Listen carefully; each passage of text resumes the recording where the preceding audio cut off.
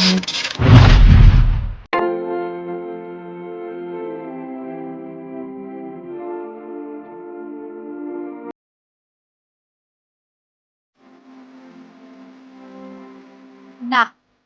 Singapore বেড়াতে আসা আমার সার্থক হলো। কি সুন্দর সুন্দর ঘোরার জায়গা এখানে। সারাদিন ধরে কত সাইট সিইং করলাম। এত ঘোরাঘুরির পরে সিঙ্গাপুরের বিখ্যাত এসপ্ল্যানেড থিয়েটারে প্রোগ্রাম দেখে মনটা ভরে গেল। কি ইন্টারেস্টিং এই ডোমের আকৃতি। অ্যালুমিনিয়াম দিয়ে তৈরি হওয়ায় একটা অদ্ভুত শাইনিং এফেক্ট আছে এই থিয়েটার হলে। আমি তো জানতাম অ্যালুমিনিয়াম দিয়ে কোল্ড ড্রিঙ্কসের ক্যান, খাবারের foil, kitchen utensils, electric cables, vehicles, aircrafts, building construction materials এসব তৈরি করা হয়। অ্যালুমিনিয়াম দিয়ে যে এত সুন্দর স্থাপত্য তৈরি করা যায়, সিঙ্গাপুর বেড়াতে না এলে আমি জানতেই পারতাম না।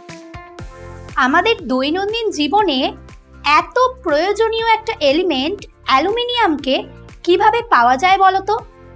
অ্যালুমিনিয়ামকে প্রকৃতিতে পাওয়া যায় তার আকরিক বক্সাইটের মধ্যে।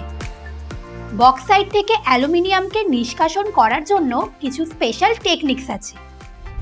শুধু অ্যালুমিনিয়াম নয়, অন্যান্য প্রয়োজনীয় ধাতু যেমন কপার, আয়রন, জিঙ্ক, ম্যাঙ্গানিজ প্রভৃতিকেও তাদের আকরিক থেকে বিশেষ পদ্ধতিতে নিষ্কাশন করা হয়।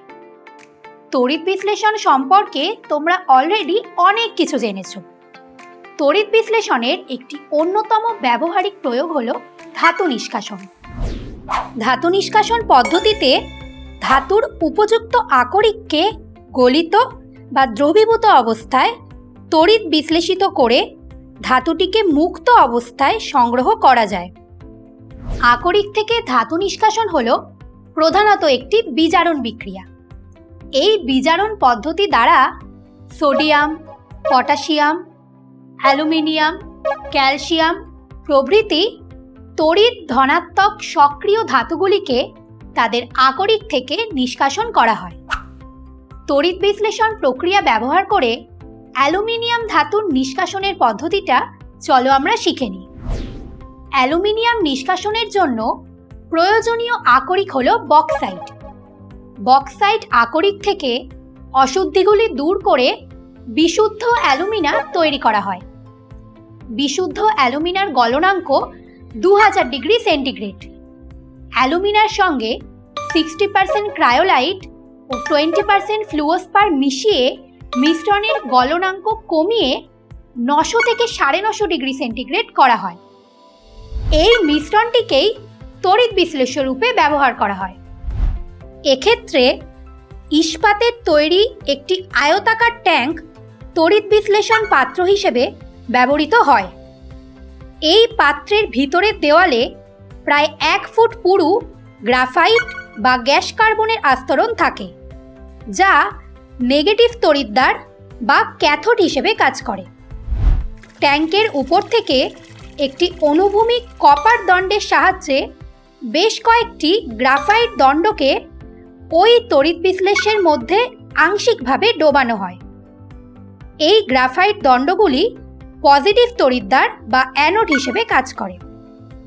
এক্ষেত্রে তড়িৎ বিশ্লেষ্য পদার্থ অ্যালুমিনা জলীয় দ্রবণে বিয়োজিত হয়ে Al3+ ক্যাটায়ন ও O2- অ্যানায়ন উৎপন্ন করে।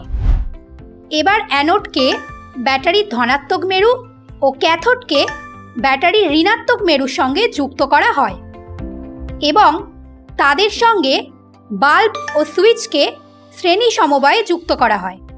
এরপর তড়িৎ বিশ্লেষ্যের মধ্যে দিয়ে 5 থেকে 6 ভোল্টের সম তড়িৎ প্রবাহ পাঠালে দেখা যায় বাল্বটি জ্বলছে।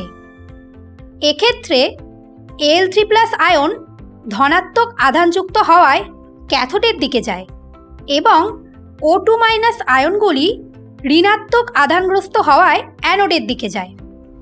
প্রতিটি O2- আয়ন 2টি করে ইলেকট্রন ত্যাগ করে অক্সিজেন পরমাণুতে পরিণত হয় ও 2টি অক্সিজেন পরমাণু একে অপরের সঙ্গে যুক্ত হয়ে অক্সিজেন গ্যাস তৈরি করে।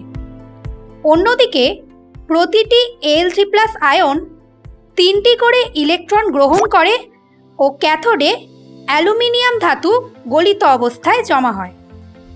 এভাবেই তড়িৎ বিশ্লেষণ পদ্ধতি অ্যাপ্লাই করে বক্সাইট থেকে অ্যালুমিনিয়াম ধাতু নিষ্কাশন করা হয়। অ্যালুমিনিয়াম এতটাই প্রয়োজনীয় ধাতু যে আমেরিকা যুক্তরাষ্ট্র ও ইউরোপে অ্যালুমিনিয়াম ধাতু দিয়ে লক্ষ লক্ষ ড্রিঙ্কস ক্যানকে প্রতি বছর রিসাইকেল করে ব্যবহার করা হয়।